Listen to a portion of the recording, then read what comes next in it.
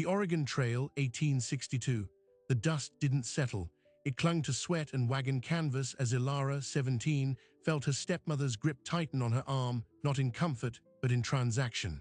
A stranger on a bay horse looked her over, coins gleaming in his palm, her price. Sold to a man she'd never met, on a trail leading to nowhere she knew. Ilara knew this was the culmination of a quiet campaign. Since her father's death on the plains a month prior, her stepmother's contempt had curdled into calculation. She was not a daughter but a burden, and on the frontier, burdens could be sold. The coins changed hands, but the man who bought her didn't leer or smirk.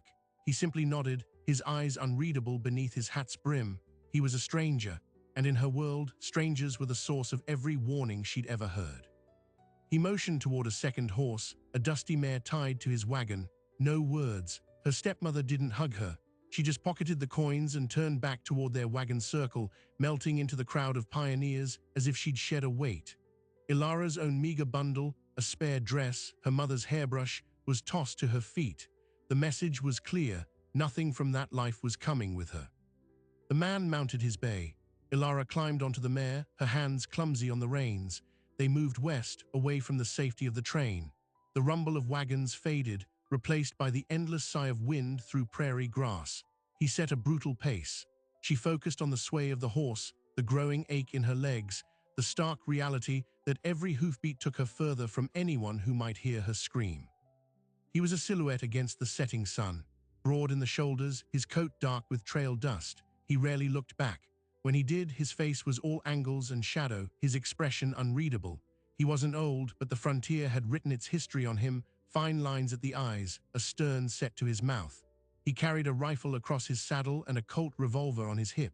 Tools of survival or tools of domination, she didn't know. They camped by a shallow creek. He tended the horses first, his movements efficient, quiet. He built a small fire, boiled coffee in a tin cup, and handed her a piece of hardtack. She took it, her stomach too tight with fear to feel hunger.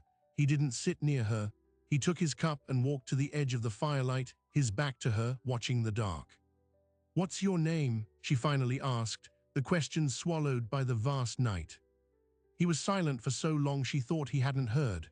"Jesse," he said, his voice low and rough, like stones grinding together. "Where are you taking me, Jesse?" He took a sip of coffee. "A place." It was no answer, it was a wall. She wrapped her arms around herself, the fire doing nothing to warm the cold knot in her chest. She'd heard stories, girls taken by mountain men to isolated cabins, sold again at mining camps, used until they were broken and discarded. She watched his hands, waiting for them to reach for her. They never did. The second day was a mirror of the first, miles of emptiness. Her fear began to ferment into a desperate, silent rage, at her stepmother, at her dead father for leaving her, at this silent man who owned her. As they descended into a rocky canyon, the trail narrowing, a reckless thought took hold. The mare was tired, but the canyon offered shadows, boulders to hide behind. If she could break away, get lost in the labyrinth of stone. She gauged the distance between their horses. She tightened her grip on the reins, and then Jesse spoke without turning his head. "Don't." The single word, flat and certain, froze her blood. He'd known, he'd been aware of her every calculation. "There's cougars in these rocks," he continued, his tone matter of fact. "And your horse will founder on the scree before you've gone half a mile. You'd be dead by sundown. Save us both the trouble." Shame burned her cheeks, hotter than the sun. He wasn't threatening her. He was stating a fact. Her bid for freedom wasn't bravery, it was a suicide note. She deflated, the fight draining out of her, leaving only a hollow resignation. That night something shifted. He handed her a can of beans already warmed by the fire. As she took it, her sleeve pulled back, revealing a dark, finger-shaped bruise on her wrist, a final gift from her stepmother during their last struggle. Jesse's eyes caught it. His gaze lingered for just a second too long. A muscle twitched in his jaw. He said nothing. But later, when he passed her a blanket, his movements were less abrupt. On the third day, they reached the edge of the desert. The air grew thin and sharp. Ahead, a settlement clung to the horizon, a scattering of wooden buildings looking like they'd been tossed against the barren hills. A raw, new place, the end of the line. Her heart hammered against her ribs. This was it, the place. He would take her to some shack, some saloon backroom, and the pretense of this strange, silent journey would be over. The real transaction would begin. They rode down the main street, dusty boardwalks, a general store with a faded sign. Men paused to watch them pass, their eyes lingering on Ilara with a blunt appraisal that made her skin crawl. Jesse ignored them. He rode straight to the largest building at the end of the street, a two-story structure with a covered porch. He dismounted, tying both horses to the post. This was no cabin. Above the door, a sun-bleached sign read, "Sheriff's Office, Fort Baker, Idaho Territory." Ilara stared, confusion cutting through her dread. A sheriff's office? Why would he bring her here? Was he turning her in for some imagined crime? Was this part of some darker game? Jesse stepped onto the porch. He didn't reach for her. He looked up at her, still on the mare, and for the first time she saw his eyes clearly in the daylight. They were a cool, steady gray, like river stone.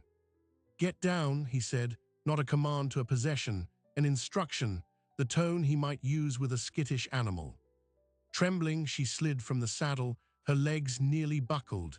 He didn't offer a hand. He just turned and pushed open the door, holding it for her. The inside was sparse. A pot-bellied stove, a desk cluttered with papers, wanted notices pinned to a corkboard. The air smelled of coffee, gun oil, and pine sap. And behind the desk, a man with a tin star on his vest looked up, his eyebrows raising in surprise. "Jesse," the man said, "back early, and you brought company."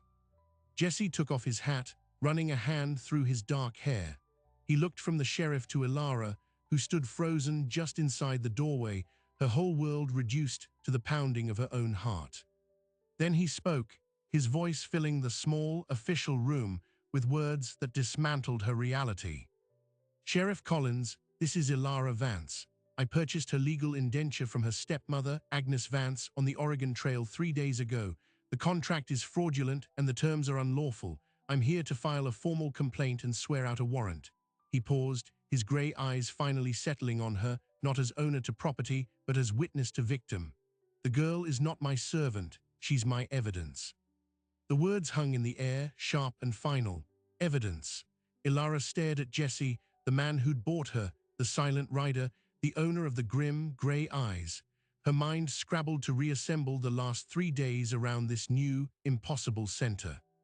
Sheriff Collins leaned back in his chair, the wood groaning.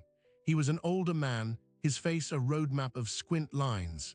"Let's see it then," he said, his voice weary, as if he'd been expecting trouble to walk through his door, just not in this particular shape. Jesse reached inside his coat, not for a weapon, but for a folded sheaf of papers. He laid them on the desk with a soft tap. "Bill of sale for one female indentured servant, Ilara Vance, aged 17, he recited, his voice flat, official. "Signed by Agnes Vance, stepmother and legal guardian, witnessed by 2 members of the wagon train. Price, $40. The sheriff scanned the document, his lips moving silently. He looked up at Ilara. "This you?"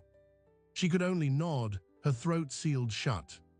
"Problem is," Jesse continued, placing a second, older paper beside the first, "this is the last will and testament of Thomas Vance, filed in Independence, Missouri, before the train departed.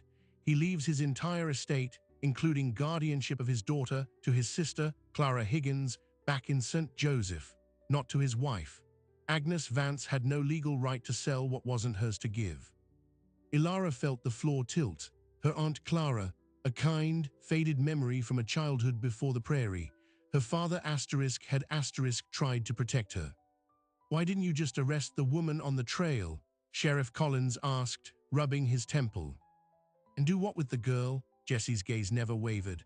"Leave her with a wagon train full of strangers next to a woman who'd just been charged, or bring her along with a hostile prisoner over 300 miles of wilderness. Buying her was the cleanest way to secure the witness and separate her from the perpetrator. The money establishes the crime. It's a documented transaction." He had paid $40 not to own her, but to prove a crime. The cold, transactional silence of the journey took on a different hue. He wasn't ignoring her, he was preserving a crime scene. Every mile was evidence. Sheriff Collins sighed, a long, weary sound. "Agnes Vance, she's with the Morgan train." They're headed for the Willamette Valley. They'll be at the Fort Hall Junction in about 10 days. Time enough to ride out, intercept, and make the arrest. You're asking me to deputize you to go fetch her. I'm the complaining witness, Jesse said. I'm asking you to do your job. The sheriff's eyes narrowed, but it was the look of a man conceding a point, not a fight. He looked at Ilara. Miss, you understand what's happening? This man says he bought you to nullify an illegal sale. That means you're not bound to him, you're free.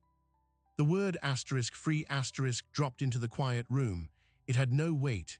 It floated, meaningless, free to go where, to do what? She had 40 cents in her bundle, not $40. The world outside was Fort Baker, a raw speck on a map. Where do I go? The question came out small, a child's whisper. Jesse answered, but he was looking at the sheriff. She stays here, under the protection of this office until the matter is resolved. She's a material witness. Her safety is your responsibility. A flicker of irritation passed over the sheriff's face. I run a jail, Jesse, not a boarding house for misplaced girls.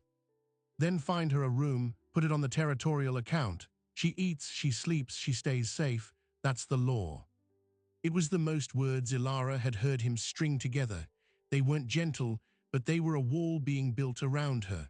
For the first time in a month, someone was arguing for her, not over her. The sheriff grumbled, but he stood. Mrs. Callahan takes in boarders. She's decent. I'll talk to her. He pointed a finger at Jesse. You're staying too. I want your formal statement, and you're riding with me to Fort Hall. I'm not chasing down some harpy across the territory by myself. Jesse gave a single, slow nod. Mrs. Callahan's house was a 2-story clapboard building with lace curtains and a smell of boiled cabbage and soap. She was a widow with a pinched mouth, but kind eyes that softened when she saw Ilara's worn dress and lost expression. She was given a small room under the eaves, a narrow bed, a washstand. It was clean. It had a lock on the inside of the door. For 3 days, Ilara existed in a state of suspension. She ate meals at Mrs. Callahan's table with 2 quiet minors. She walked to the general store with a list from the widow, aware of the eyes that followed her, the girl who'd ridden in with Jesse Cobb. The story in pieces had seeped out. She was the bought girl, the evidence. Jesse stayed at the jail, helping the sheriff with paperwork, writing out his testimony in a tight, angular script. He checked on her once a day, a brief, awkward appearance on Mrs. Callahan's porch. You all right? He'd ask. She'd nod. He'd nod back and leave. On the 4th morning, Sheriff Collins found her mending a sheet in Mrs. Callahan's parlor. Need you at the office, Miss Vance. Formal deposition. The office felt different in the full light of day. Jesse was there, leaning against a wall by the window. A clerk with ink-stained fingers sat at a small table, pen poised. The sheriff gestured to a chair. Just tell the truth, start to finish, from your father's death onward. So she did. The words came haltingly at first, then in a slow, painful flood.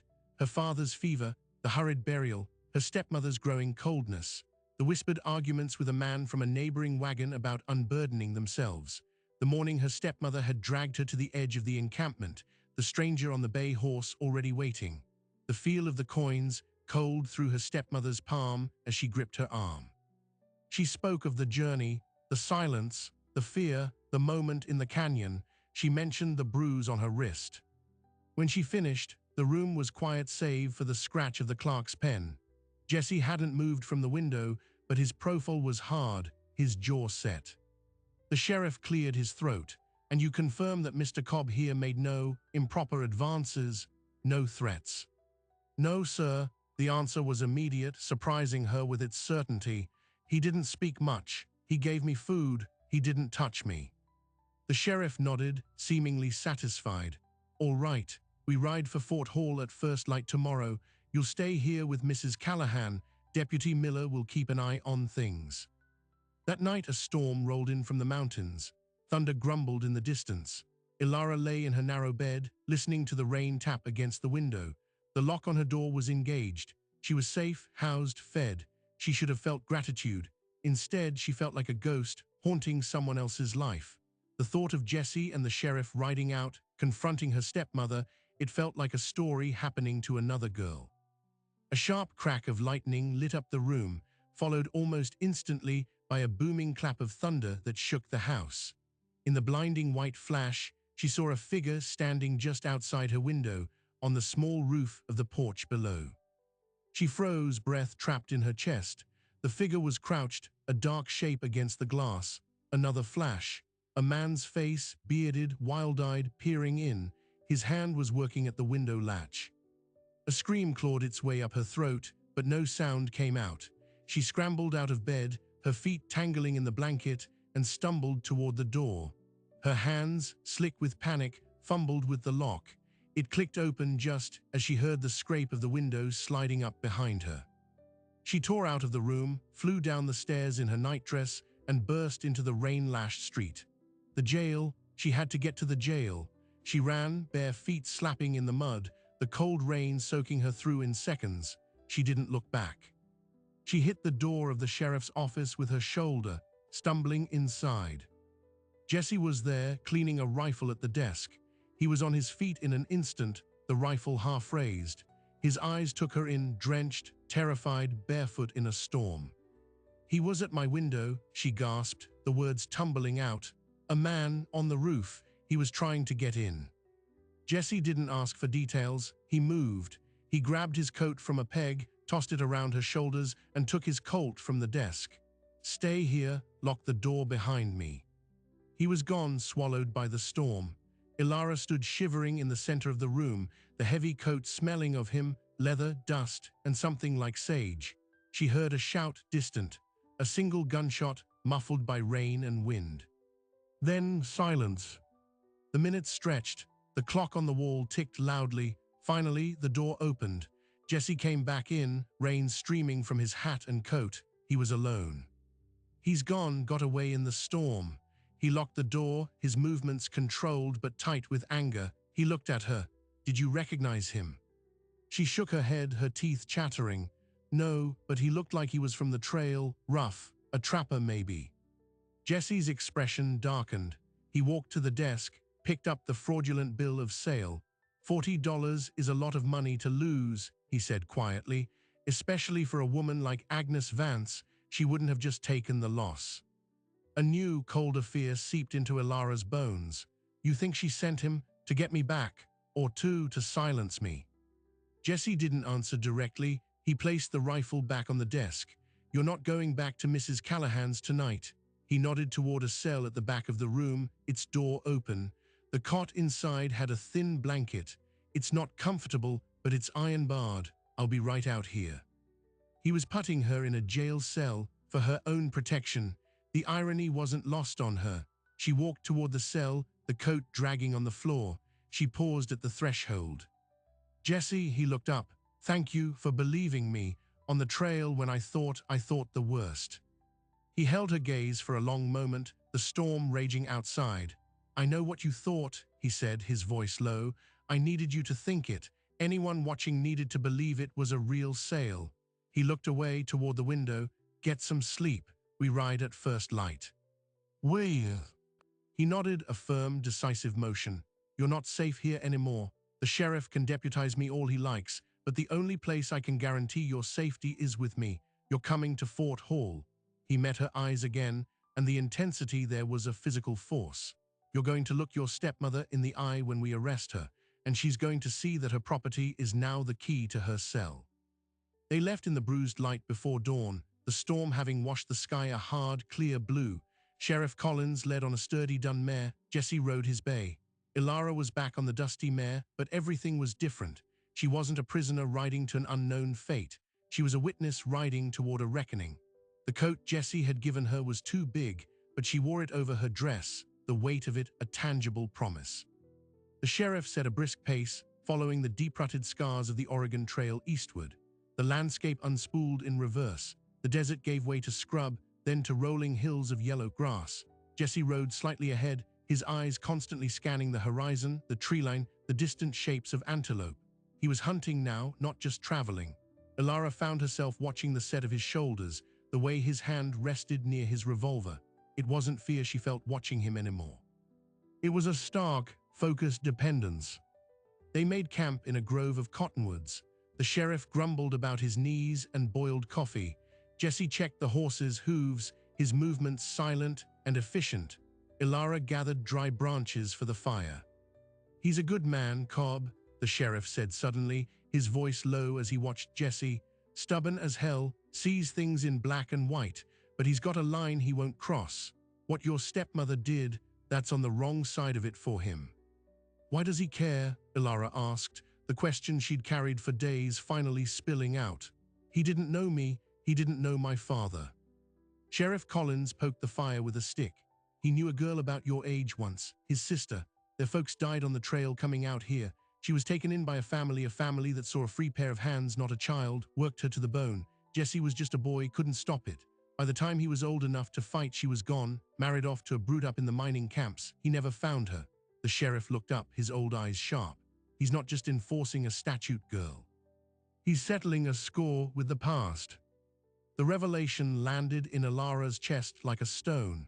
The silent intensity, the grim determination, it wasn't just duty, it was a ghost riding beside them. On the fifth day, they saw the dust cloud first, a brown smudge on the eastern horizon moving slowly, the Morgan wagon train. As they drew closer, the shapes resolved, canvas-covered wagons like slow white beetles, oxen plodding, outriders on horseback.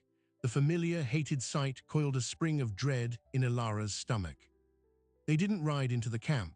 They circled ahead and waited at a creek crossing, a natural choke point. Sheriff Collins positioned himself squarely in the middle of the trail, his badge pinned prominently to his coat. Jesse stood beside his horse, one hand resting lightly on his saddle horn. Ilara stayed mounted, her heart hammering against her ribs. The lead wagon creaked to a halt. A man with a sun-reddened face leaned out. "Something the matter, Sheriff?" "Looking for the Vance wagon," Collins said, his voice carrying. "Agnes Vance, need to have a word." Murmurs rippled back through the train. People peered from their wagons, and then Ilara saw it, their old wagon, third from the front. Her stepmother stood up on the driver's bench, her face a mask of surprise that quickly hardened into recognition, and then cold fury when she saw Ilara. Agnes Vance climbed down. She was a tall woman, rawboned, with eyes like chips of flint. She walked forward, her gaze skipping from the sheriff to Jesse, finally landing on Ilara with a look of pure venom. "What's the meaning of this?" she demanded, her voice shrill. "That girl ran off with my money and this man, he took her." "That's one story," Sheriff Collins said calmly. He pulled the bill of sale from his coat. "This paper says you sold her for $40 to Mr. Cobb here." Agnes's eyes flickered. "A private matter, an indenture, perfectly legal." "Not according to the last will and testament of Thomas Vance," Jesse said, his voice cutting through the air. He didn't move, but his presence seemed to grow. "Guardianship was left to Clara Higgins. You had no legal standing. You sold another man's child. That's fraud. And under territorial law, it's kidnapping for pecuniary gain." The words kidnapping and pecuniary gain hung in the dry air. People in the nearby wagons were listening intently. Agnes drew herself up. "A technicality, I was her mother by marriage, I provided for her, I had the right to secure her future." Her gaze shot back to Ilara. "Tell them, girl, tell them you agreed." Every eye turned to Ilara. The silence was immense, broken only by the lowing of an ox. She felt the old fear, the instinct to shrink, to comply. She looked at her stepmother's furious face. Then she looked at Jesse, who gave her the faintest nod. It wasn't permission. It was a reminder, "You are the evidence." She took a breath. "I did not agree," she said, her voice clear and carrying in the quiet. "You dragged me to the edge of camp. You told me I was a burden. You took the money and you pushed me toward him." She held up her wrist, where the yellowing bruise was still faintly visible. "This is where you held me." A collective murmur rose from the onlookers. Agnes's face flushed a dark red. "You lying little slut, after all I did." "Agnes Vance," Sheriff Collins interrupted, his tone now formal and flat. "You are under arrest for fraud and kidnapping. You'll come with us to Fort Baker to stand before a judge."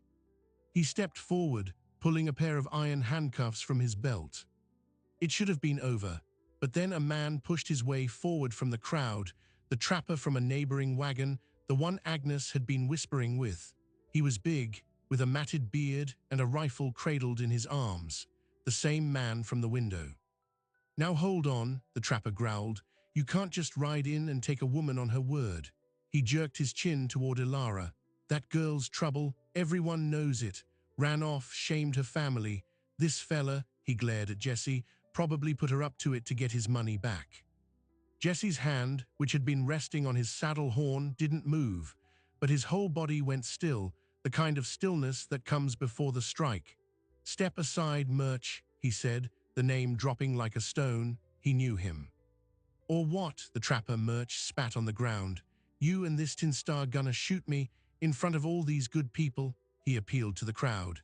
"They're taking a grieving widow on the word of a hysterical girl and a man who admits he bought her. Is that the law out here now?" The crowd stirred, uncertain.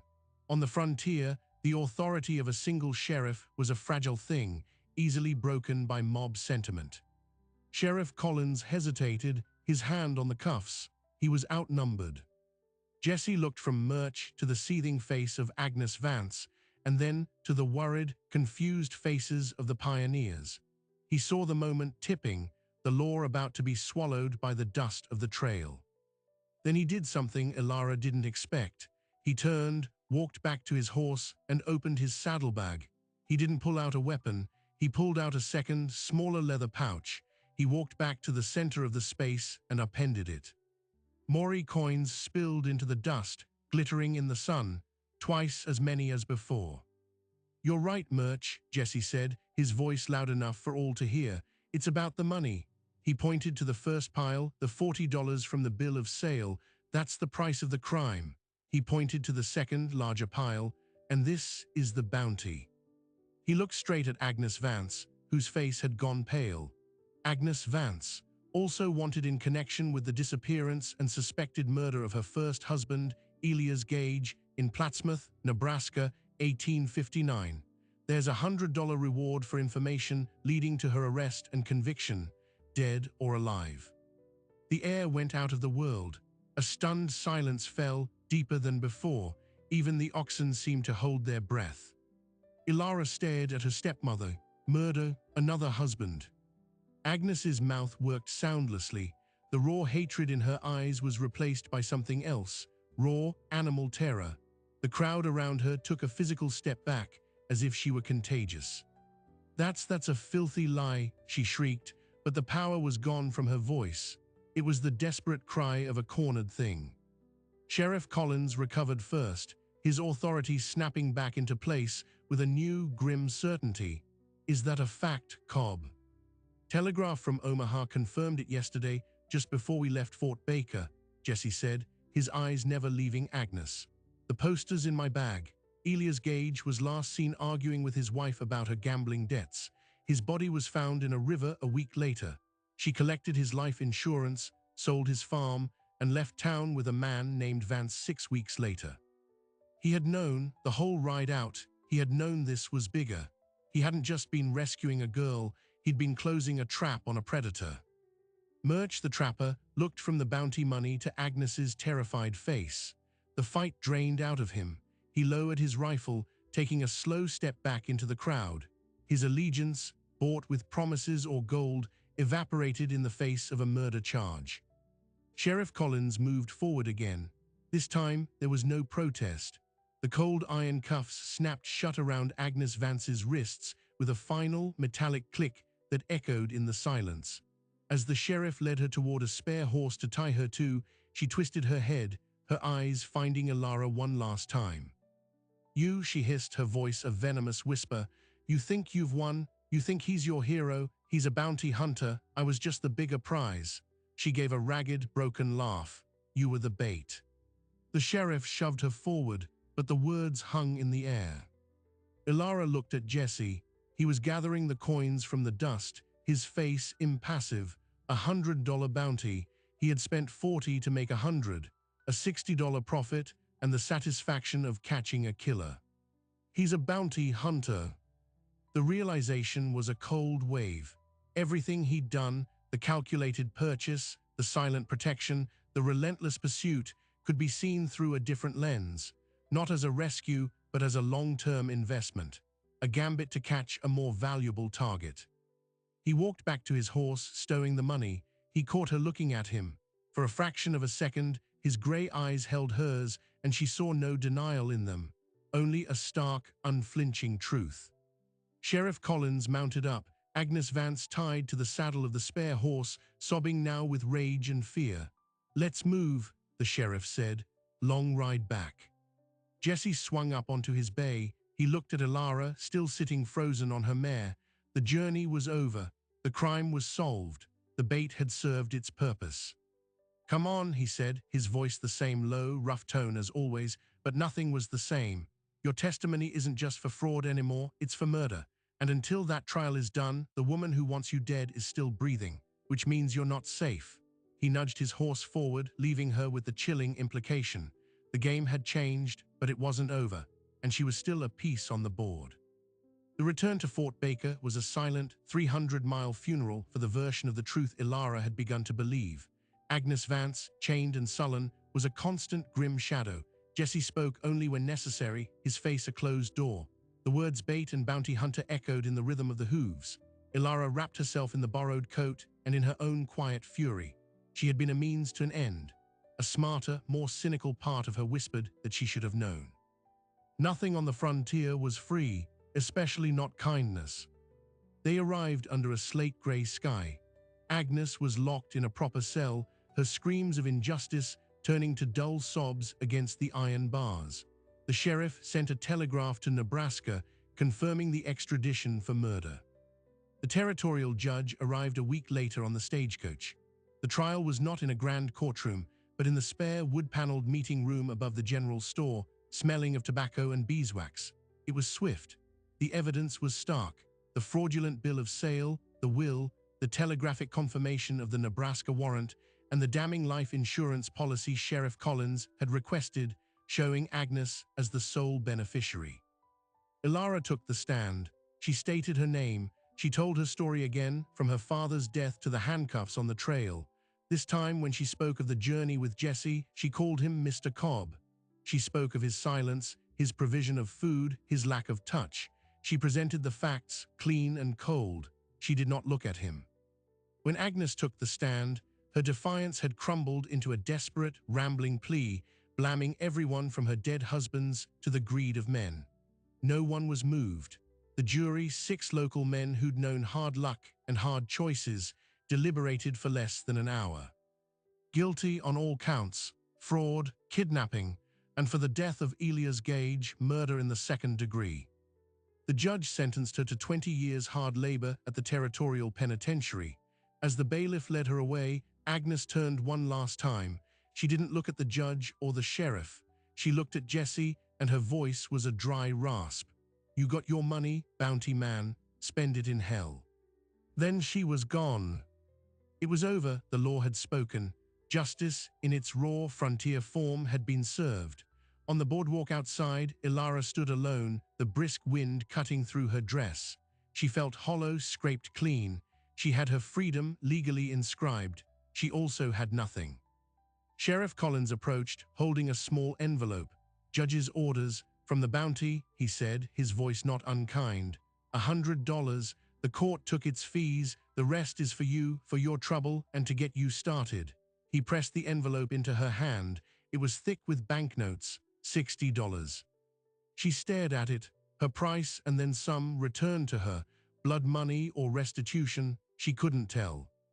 "There's a stage east tomorrow," the sheriff continued. "Can get you to St. Joseph, to your Aunt Clara, or west to Oregon, your choice." She nodded, unable to speak. The sheriff touched his hat and walked back to his office. Elara stood there, the envelope burning a hole in her palm. The town went about its business. She saw Jesse then. He was across the street, saddling his bay horse in front of the livery stable. He was leaving. The job was done. The bounty was paid. The ghost of his sister was, perhaps, a little quieter. A cold resolve settled in her. She would not be a thing that happened to him, a case he closed.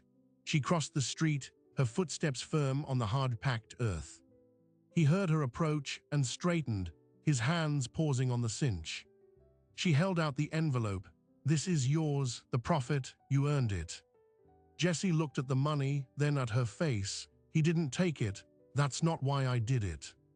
"Then why did you do it?" The question burst out, sharp with all the betrayed hope of the return journey. "Was it all for the bounty? Was I just the way you lured her into the open?" He was silent for a long moment, his grey eyes searching hers.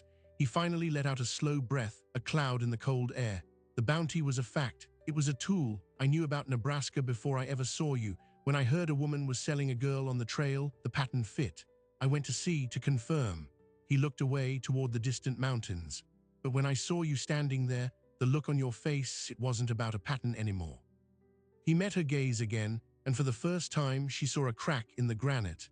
"I bought you because it was the fastest way to get you out of her grasp. The bounty meant I could afford to. It meant the law would have to listen. But I would have bought you if it had cost me every cent I had. And I would have gotten her, bounty or not." The words landed, quiet and sure. They didn't erase the calculation, but they reframed it. The tool had been used, but the hand that wielded it had chosen its target with care. "What happens now?" she asked, her voice smaller. "That's your choice," he said. "You have your money, your life. You can go anywhere." "And you?" "I go where the work is," he finished, tightening the cinch. "There's always another bounty." The finality in his tone was a door closing. He was a man who moved on. The thought of him riding away, of Fort Baker shrinking behind her on a stagecoach, of a life built on this terrible, pivotal moment, it felt like another kind of death. "I don't want to go to St. Joseph," she said suddenly. "I don't know my aunt, and Oregon, that was my father's dream, not mine." She took a step closer. "You said I was evidence, that I needed to see it through. The trial is over, but she's still alive in a prison, and the man she sent to my window is still out there. The work isn't done." Jesse studied her, a new intensity in his look. "What are you saying?" "I'm saying I know how to track. You taught me just by riding ahead of me for a week. I know how to be quiet. I know how to watch. And I know the face of the man who works for people like Agnes Vance." She held his gaze, unflinching. "You need a partner who can go places you can't, who can hear stories in town squares and campfires that men won't tell a bounty hunter." A faint, almost imperceptible smile touched the corner of his mouth. It was gone in a heartbeat. "It's a hard life, dangerous, lonely." "I've already lived that life," she said. "I'd rather choose it this time and be good at it." He looked at her for a long, long minute. He saw the girl she had been fadding. He saw the woman she was determined to become, solidifying before his eyes. He gave a slow, single nod. "All right." He untied the mare from the post beside his bay, her mare. "Then you'll need a better horse, and you'll need to learn to use this." He reached into his saddlebag and pulled out a small, silver-plated revolver, a lady's model, but well-kept and deadly serious. He offered it to her, grip first. Ilara took it. The metal was cool and heavy in her hand. It was not a gift. It was a tool, an acknowledgement. "What about the money?" she asked, nodding to the envelope. "Bank it in Denver," he said, swinging up into his saddle. "We'll need supplies." The word hung between them, solid as a contract. She mounted the mare, tucking the pistol into the coat pocket. She didn't look back at Fort Baker as they rode out. She looked ahead at the open trail and at the broad-shouldered man on the bay horse who was no longer her captor, her rescuer, or her bounty hunter. He was her partner, and the next case was already waiting, somewhere beyond the horizon. Years later, a U.S. Marshal named Jesse Cobb submitted his resignation. His letter cited a desire to settle. He purchased a small ranch in a green valley, a place with no history for either of them. The woman who came with him, Ilara, was listed on the deed as his wife and equal partner. They never spoke much about the early days, but on the mantelpiece of their ranch house, in a simple wooden frame, rested two items. On the left, a faded, fraudulent bill of sale for one female indentured servant. On the right, a cancelled bank draft for $60 made out to Ilara Cobb, and in the space between them, empty. A visitor once asked about it. Ilara, her hair streaked with gray, her hands capable and strong, just smiled. "That empty space," she said, "is where we built our life. It's the distance between what we were to each other then and who we chose to be every day after." Jesse, older, quieter, but with the same steady grey eyes, would just nod and look at his wife, a silent understanding passing between them. They had begun in a transaction of desperation. They had chosen, again and again, to make it into something real. The final surprise was not in the catching of the criminal, but in the quiet, daily catching of each other, building a peace they had both thought lost forever on a dusty trail. The story of Ilara Vance and Jesse Cobb is, on its surface, a frontier anomaly, a twist of fate where the buyer was the liberator and the price of a person became the proof of a crime. But dig beneath the dust, and it reveals a far more enduring truth about the human spirit in places where the law was still being written. On the American frontier, the line between commodity and person was often perilously thin. Children were labor, wives were property, orphans were burdens. The law, when it arrived, was a slow, clumsy instrument. What Jesse Cobb understood was that sometimes, to uphold the spirit of the law, you had to temporarily live within the ugly letter of its opposite. He entered a cruel transaction not to perpetuate it, but to weaponize it. He used the tools of the oppressor to dismantle the oppression itself. And Ilara's journey is the core of every great redemption story. It is the movement from being an object in someone else's story to becoming the author of your own. She was sold, then she was protected, then she was used as evidence, and finally, she chose. She chose to stay in the fight. She chose to transform her victimhood into a skill, her fear into focus. She saw the mechanism of her own rescue and decided to learn how it worked, not just to be grateful for it, but to wield it herself. Their legacy wasn't just in the criminals they brought in or the ranch they built. It was in the subtle rewriting of a pattern. They proved that justice doesn't always arrive with a gavel. Sometimes it arrives on a dusty horse, wearing a stranger's face, carrying a bag of coins and a patience born of old pain. And mercy isn't always soft. Sometimes it's the hard, calculated decision to buy a life you have no intention of owning. So the next time you hear a story that begins with a sale, don't assume you know how it ends. Because sometimes, in the brutal arithmetic of the wilderness, the coldest equation can contain a secret seed of grace. And sometimes, the most profound love stories don't begin with a glance across a dance floor, but with a silent ride down a lonely trail, where two broken people decide to use the broken pieces to build something new, something entirely their own. If you found this journey from transaction to trust compelling, there are countless more tales of resilience waiting in the shadows of history. For more stories where the darkest beginnings lead to the most unexpected light, make sure to subscribe.